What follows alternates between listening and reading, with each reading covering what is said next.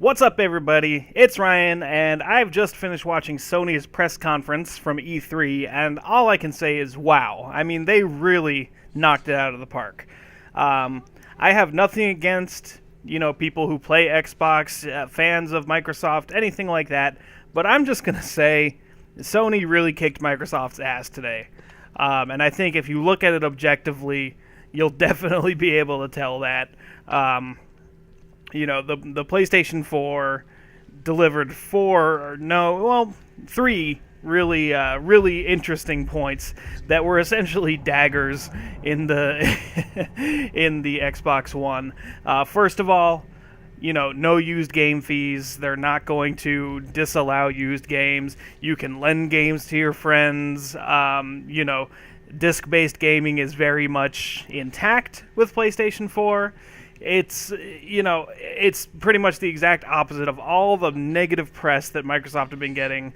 Sony came out and said, your game is yours. You can lend it to your friend. You don't have to do a mandatory install on your PlayStation 4. Now, maybe that'll be an option somewhere down the line, but they are saying, the disc is yours, and you can do what you want with it, and that's awesome. They really needed to say that, and I'm glad they did. I'm glad there was no kind of sneaky, hidden used game policy that they just weren't saying. And now the second point is that Sony announced that there is no required online for the PlayStation 4. You don't have to connect to the internet every 24 hours to be able to play your games. Or if you're on your non-home console, you don't have to connect every hour to be able to play your games. I mean, that is just...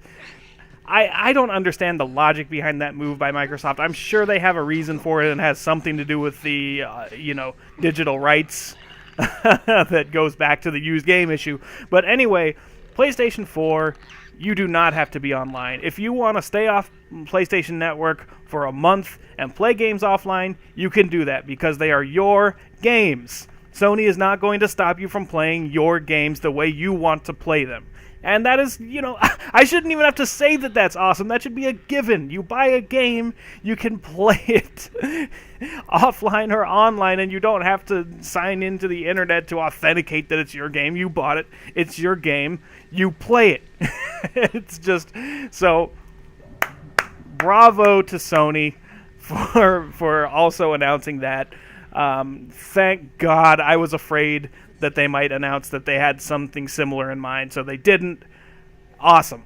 Great job, Sony. Now, the third point, the third dagger, the third nail in the coffin of Microsoft, and I'm, of course, being hyperbolic here, but they announced the price of the PlayStation 4, and it is $400, $399. Woo! I mean, come on! For those of us who remember when the PlayStation 3 came out and was $600, and they didn't sell any because of that, because everyone just bought an Xbox because it was cheaper and it had already been out for a year anyway.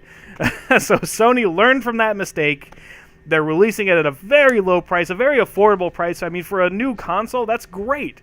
And I mean, comparing that to Microsoft's $500 Xbox One, I mean, they're undercutting it by a full $100. You win, Sony. I mean, that's amazing. It's just this trifecta of awesome that they just said, we are the better console, we are the better buy, we're the one that gamers should gravitate to, and we are the ones that they will gravitate to. Now, Microsoft is still going to have sales. Xbox is still going to sell, but I think PlayStation 4 is going to do a lot better this time around than it did in the last generation. I think this is a case of Sony learning from their past mistakes and Microsoft having a bit too big of an ego and not making the mistakes they made in the last console generation. And so, this time they're making some mistakes. They're making some blunders. So, on the next generation, we'll see how it shakes out. But for now, I think Sony has made all the right moves. Every announcement they've made has been right on. With possibly one exception. I'm going to address it.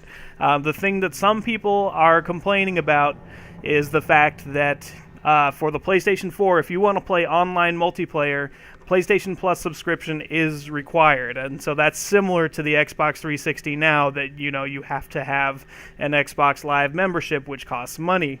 And so you know, so first of all, I mean, there's your answer right there.